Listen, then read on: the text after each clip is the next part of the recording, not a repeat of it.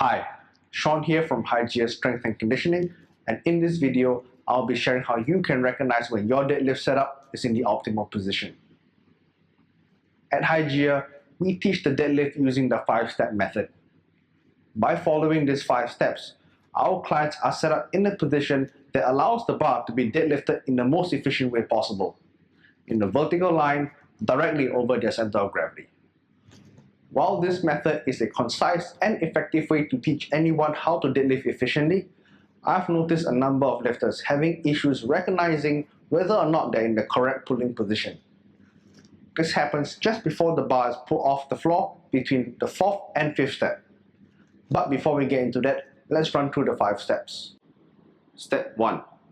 With your feet about hip width apart, approach the bar and set your feet so that your shins are 1 inch away from the barbell. Once you're in position, pivoting from your heel, point your toes out about 10 degrees. When you're getting into position, be sure to maintain vertical shins. One issue I've seen new lifters do every now and again is that when they're looking down at their feet while setting up, they're leaning forward and at the same time pushing their hips back, which in turn causes their shins to be tilted backwards.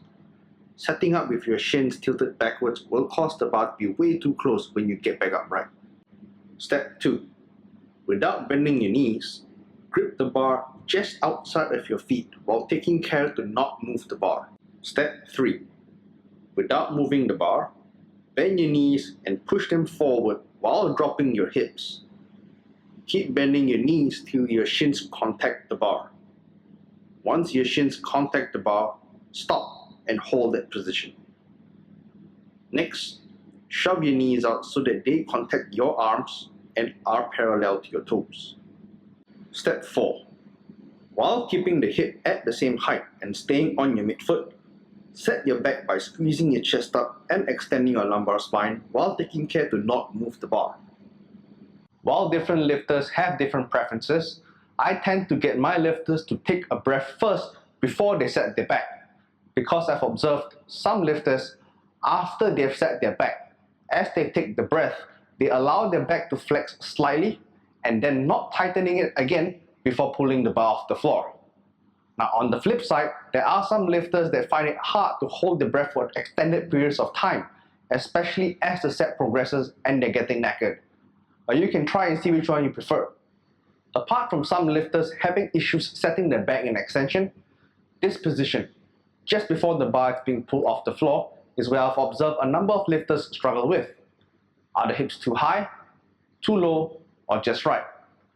Before I elaborate more on this, let's go through the 5th step before I come back and discuss this in more detail. Step 5. Drag the bar up your legs, maintaining contact throughout till you get to the lockout. Thereafter, reverse the movement and bring the bar back down to the floor. So that's the 5-step deadlift method. Let's go back to our issue of being able to tell if your hip height is set correctly. While setting up your hips at the correct height can be solved by following the 5-step method, some lifters unknowingly drop their hips too much and do not realize that their shins are already pushing the bar forward.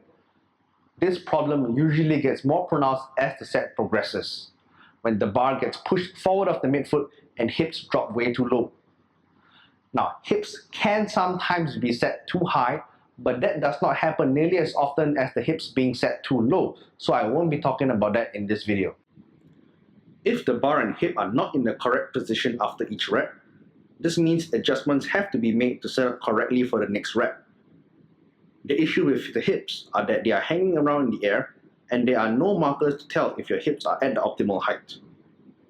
Standing up correctly can be easily cued if you have a coach standing next to you. However, if you're training on your own, it might not be so easy to perceive whether you're in the correct position or not. So what can you do to make sure you're set up correctly for your next rep?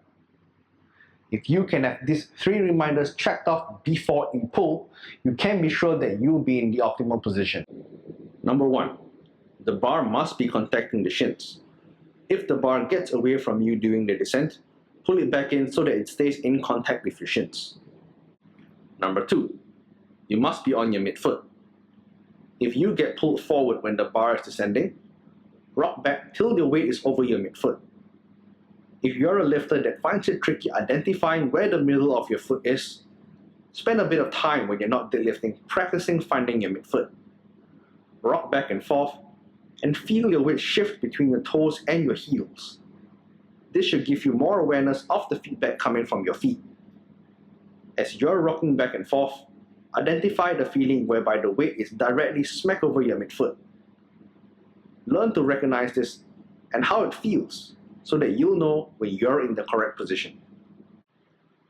Number 3. The lateral portion of your knee will be contacting your arm. What you want to achieve is for your knee to cover half of your arm.